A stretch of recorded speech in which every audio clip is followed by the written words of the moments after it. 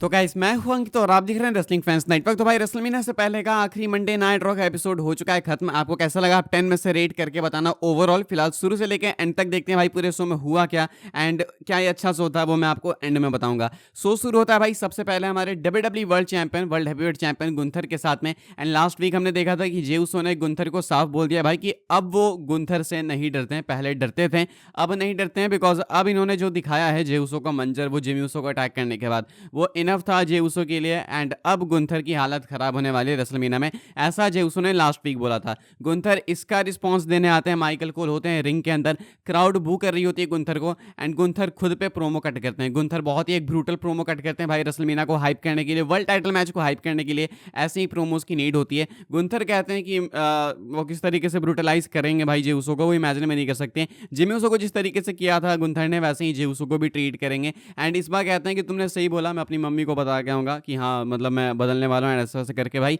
वो अपने मैच को हाइप करते हैं सेम जे उसो के प्रोमो से कनेक्ट करके। तो वैसे तो ओवरऑल बहुत अच्छा प्रोमो था, लेकिन मुझे लगता है भाई कि शायद थोड़ा सा लंबा हो सकता था, बहुत ज़्यादा नहीं, छोटा प्रोमो था तो इसलिए ज़्यादा बेटर भी था। लेकिन शायद 1 या 2 मिनट डब्ल्यूडब्ल्यू अगर जाते ना और आगे तो शायद और भी ज़्यादा चीज़ें गुंथर एड्रेस कर सकते थे, बिकॉज ये लास्ट मौका था इनके पास रेसलमेनिया वाले मैच को हाइप करने के लिए। इसके बाद जे उसो का भी प्रोमो आता है, लेकिन मैं इसलिए बोल रहा हूँ कि गुंथर का प्रोमो 1-2 मिनट लंबा होता तो अच्छा होता, बिकॉज जे उसो के प्रोमो में कुछ नहीं हुआ। उसके बारे में हम लोग बात करेंगे, लेकिन गुंथर ने भाई यहाँ पे प्रोमो में साफ साफ क्लियर कर दिया भाई कि वो पहले ही हरा चुके हैं जे उसो को multiple multiple times, I guess 3 बार हरा चुके हैं। एंड कहते हैं कि चौथी बार वो रेसलमेनिया में हराएंगे फिर से। ये लाइन भाई इतनी ज़्यादा इंपॉर्टेंट है, शायद ये बताती है कि कौन जीतने वाला है रेसलमेनिया में। शायद अब चांसेस जे उसो के ज़्यादा बढ़ चुके हैं। इसके बाद भाई हमें मैच देखने को मिलता है बेली एंड लिव मॉर्गन का। एंड बेली लिव मॉर्गन का मैच ठीक ठाक मैच था, टू बी ऑनेस्ट भाई मैं ज़्यादा केयर नहीं करता इस मैच की एंड किसी को भी नहीं फर्क पड़ता भाई कि रेसलमेनिया में ये एक दूसरे को फेस करेंगी टैग टाइटल्स के लिए या फिर नहीं, नो वन केयर्स एक्चुअली। लेकिन मैच ठीक था। बेली आई थिंक भाई अब वो सेम बेली नहीं है जो पहले एक टाइम पे हुआ करती थी।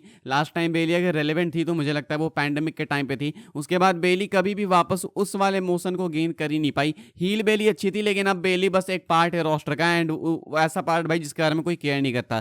मैच ठीक ठाक ही बोलूंगा मैं। मैच के एंड में होता क्या है भाई, मैच के एंड में रकी रोड्रिगेज की इंटरफेरेंस होती है एंड यहाँ पे बॉच हो जाता है भाई। एक्चुअली इनको लिव मॉर्गन के पैर को रोप पे रखना होता है, वो ढंग से रख नहीं पाती, लेकिन ठीक है। इसके बाद लायरा वेलकैरिया अटैक करती है, लेकिन अपर हैंड मिलता है यहाँ पे रकी रोड्रिगेज को। एंड में जाके लिव मॉर्गन चीट वगैरह करके पिन करना चाहती हैं, मूव लगाना चाहती हैं बेली को, लेकिन यहाँ पे भाई पासा पलट गया। लायरा वेलकैरिया ने हेल्प किया बेली को एंड बेली इस मैच को जीतती हैं। तो रेसलमेनिया से पहले भाई एक अपर हैंड मिला है लायरा वेलकैरिया एंड बेली को, एंड कहीं ना कहीं इसका इम्पैक्ट पड़ेगा इनके माइंडसेट पे। इसके बाद भाई हमें प्रोमो देखने को मिलता है बियांका रिया एंड इयो स्काई का। एक्चुअली बियांका ब्लेयर इयो स्काई रिया रिप्ली भाई ये सब पूरे शो के दौरान ऐसे अपने प्रोमोस कट कर रही थी, तो इसमें ज़्यादा कुछ है नहीं डिस्कस करने को। रेसलमेनिया को हाइप करी थी, लेकिन एक ठीक एलिमेंट था। इसके बाद Julius creed and Rey Mysterio का मैच हमें देखने को मिलता है भाई। अमेरिकन मेड ये जूलियस क्रीड के साइड से थे भाई एंड रे मिस्टीरियो के साइड से एलडब्ल्यू थी। बीच में भाई इंटरप्शन काफ़ी ज़्यादा हुई तो रेफरी ने दोनों साइड की टीम्स को इजेक्ट कर दिया। एंड इसके बाद क्या होता है, रे मिस्टीरियो भाई इस मैच को जीत जाते हैं। एंड में मिलनी चाहिए थी भाई रे मिस्टीरियो को विक्ट्री एंड मिली भी। बस तो मुझे लगता है कि रे मिस्टीरियो भाई इन लोगों के अगेंस्ट कंपीट करके अपनी लेगेसी रून कर रहे हैं, ऐसा मुझे इसलिए लगता है बिकॉज डब्ल्यूडब्ल्यू बहुत ही ज़्यादा बैक एंड फोर्थ वाले मैचेस देती है रे मिस्टीरियो को।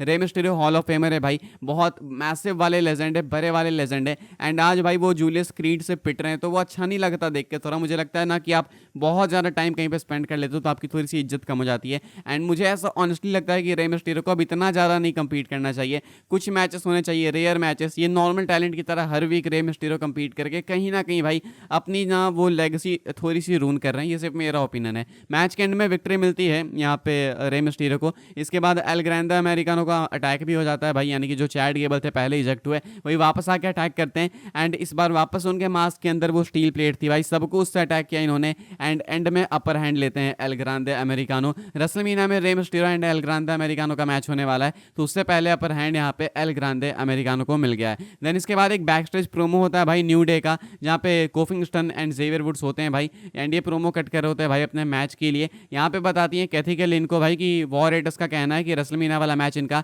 एक वॉर होने वाला है। हालांकि स्टिपुलेशन अभी जब मैं वीडियो रिकॉर्ड कर रहा हूँ तो ऐड नहीं हुआ है, शायद सोशल मीडिया पे डब्ल्यूडब्ल्यू ऐड कर दें। तो वॉर से मैं एक्सपेक्ट कर रहा हूँ भाई कि शायद डब्ल्यूडब्ल्यू इनका कौन सा मैच था, वाइकिंग मैच या फिर रेड, कुछ तो ऐसा मैच था, इनका स्टिपुलेशन में भी ऐड कर दे। तो अभी फिलहाल इन्होंने बोला है वॉर होगा। न्यू डे ने एक्सेप्ट भी कर लिया कि हम भी तैयार हैं इस चीज के लिए। इसके बाद हमें मैच देखने को मिलता है AJ Styles and Karrion Kross का। AJ Styles and Karrion Kross भाई आपस में कंपीट करते हैं। यहाँ पे एजे स्टाइल्स को मैच में एंड में विक्ट्री मिलती है, लेकिन मैच ठीक ठाक सा था। मैच के एंड में होता क्या है भाई कि एजे स्टाइल्स अपना लगाते हैं फिनोमिनल फोरआर्म कैरन क्रॉस को एंड पिन कर देते हैं। वैसे तो नॉर्मली स्टाइल्स क्लास से पिन होना चाहिए कैरन क्रॉस को, लेकिन यहाँ पे वो फिनोमिनल फोरआर्म से ही पिन हो गए। ऑल्सो यहाँ पे कैरन क्रॉस भाई अपने पुराने थीम सॉन्ग के साथ आए थे। नॉर्मल बाकी सारे लोगों के लिए एड्स थे तो उस टाइम पे इनकी एंट्रेंस हुई थी, लेकिन नेटफ्लिक्स पे भाई इनकी एंट्रेंस कंप्लीट दिखी है एंड फॉल एंड प्रे वाले थीम के साथ में वापस आते हैं कैरन क्रॉस स्कारलेट के साथ में। जीत नहीं पाते हैं लेकिन ठीक था। अभी आते हैं यहाँ पे मैच के बाद लोगन पॉल, वो कहते हैं भाई कि देखो ऐसा ऐसा है कि मैं तुमको कांग्रेचुलेट करने आया हूँ एंड तुम ये छोटी सी वीडियो पैकेज देखो। वो एक वीडियो पैकेज दिखाते हैं अपनी, जहाँ पे वो ग्लोट कर रहे होते हैं कि वो कैसे सोशल मीडिया मेगा स्टार हैं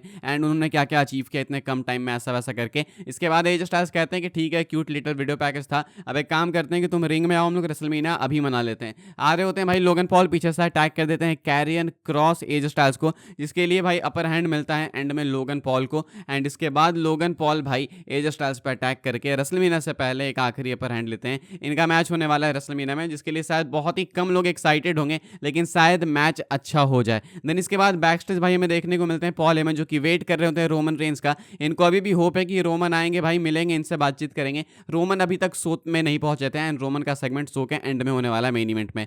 एंड ऑल्सो ऐड के दौरान भाई अमेरिकन मेड भी अपीयर होती है, ज़्यादा कुछ नहीं भाई, ये भी वापस से एड्रेस कर रहे होते हैं एल ग्रांडे अमेरिकानो के रेसलमेनिया मैच को। तो ये ऐड के दौरान था तो इसको डिस्कस करने का कोई ज़्यादा सेंस बनता नहीं है। जेउसो अपीयर होते हैं भाई, इसके बाद जेउसो अपीयर होते हैं भाई, 70% यीट होता है वापस से, क्राउड यीट कर रही होती है। जेउसो वापस उसी मूड में वापस आ चुके हैं, प्रोमो कट कर रहे होते हैं भाई, उस टाइम पे ही क्राउड यीट कर रही होती है। तो इतने में जेउसो बोलते हैं प्रोडक्शन को वापस से कि मेरा थीम हिट करो एंड थीम हिट होता है, फिर से यीट करने लगते हैं। माइकल कोल, पैट मैकअफे सब शामिल होते हैं इसमें। प्रोमो के नाम पे भाई जेउसो ने ज़्यादा कुछ बोला नहीं, वही सेम पुराने प्रोमोस। पिछले हफ्ते का प्रोमो बहुत अच्छा था, लेकिन इस हफ्ते वापस से जेउसो ने ऐसा प्रोमो कट किया भाई जिसे मुझे फिर से गुंथर को सपोर्ट करना पड़ेगा सुनने के बाद। तो मुझे लगता है भाई कि जेउसो को वापस से फिर से कुछ ना कुछ सुधारना पड़ेगा अगर वो वर्ल्ड चैंपियन बनने के बाद सेम प्रोमोस कट करने की सोच रहे हैं। सो आई डोंट थिंक ये वर्क करने वाला है। या तो लास्ट वीक भाई इनका प्रोमो एक्चुअली में स्क्रिप्टेड था एंड अब अनस्क्रिप्टेड प्रोमोस ये कट कर रहे हैं, या तो भाई मुझे लगता है कि लास्ट वीक कुछ अलग ही एक कैरेक्टर लेके आ गए थे जेउसो, जो वो रेसलमेनिया में लाने का क्लेम कर रहे हैं। तो फिलहाल जेउसो ने ज़्यादा कुछ बोला नहीं भाई प्रोमो के अंदर, बस यही बोलते हैं कि वो वर्ल्ड चैंपियन बनेंगे एंड कहते हैं कि हाँ मैं क्रैश आउट कर रहा हूँ, यही सारी बकवास चीज़ है भाई। तो इसमें कुछ नहीं था ज़्यादा, मुझे नहीं लगता कि भाई ये सुनने लायक भी था। इसलिए मैं बोल रहा था भाई कि गुंथर का प्रोमो 1-2 मिनट शायद और लंबा होता तो ज़्यादा हमें जानने को मिलता। एंड जेउसो को प्रोमो नहीं देना चाहिए था डब्ल्यूडब्ल्यूई को, बिकॉज सही हाइप बन गई थी, फिर से थोड़ी हाइप डाउन कर दी जेउसो ने अपने प्रोमो के साथ, ऐसा मुझे लगता है। बाकी देखते हैं कौन जीतता है। फिलहाल जेउसो का प्रोमो मुझे पसंद नहीं आया बिल्कुल भी। देन इसके बाद भाई जजमेंट डे बैकस्टेज अटैक करती है ब्रॉन ब्रेकर को। अभी फिलहाल ब्रेकर को बूज मिल रहे हैं भाई, लेकिन मुझे लगता है कि इनको अब चीयर्स मिलने लगेंगे।